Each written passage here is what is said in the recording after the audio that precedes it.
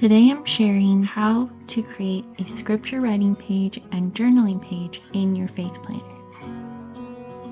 To start, you'll need some watercolor paper. My favorite affordable option is by Canson. If you also want to journal alongside it, you can use lined filler paper. You'll need a round brush, 2 separate cups of water, paint, some sort of palette, or even just an old ceramic plate that you don't need anymore, writing utensils, a happy planner punch, and a cutter. A tip for cutting a lot of classic size happy planner paper or watercolor paper at the same time is to use sticky notes as a cutting guide so you don't have to keep checking if you are cutting it to the right size. And this is actually what I do for my Etsy shop since I have to cut hundreds and hundreds of pieces of paper.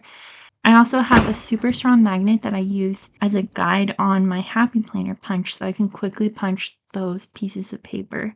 My goal is to eventually fill an entire notebook with these pages, but for now I'm just keeping it in my faith planner. And to create your own notebook, all you need to do is get out a set of old planner covers, some old discs, and some filler paper. This video isn't meant to be an actual watercolor tutorial. I'm just sharing the idea and an example of a finished page.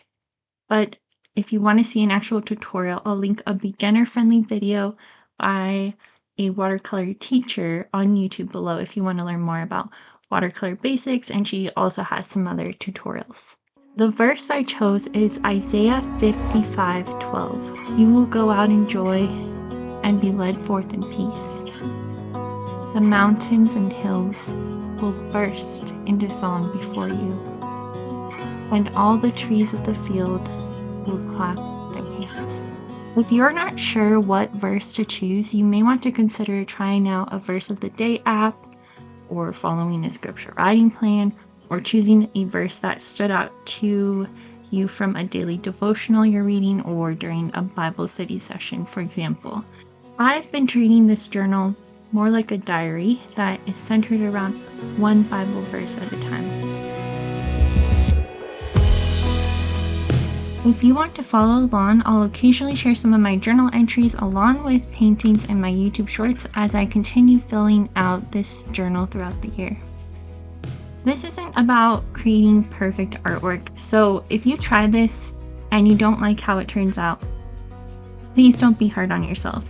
It's about making more space for reflection and creative expression, a way to slow down, meditate on His Word, and worship our Heavenly Father.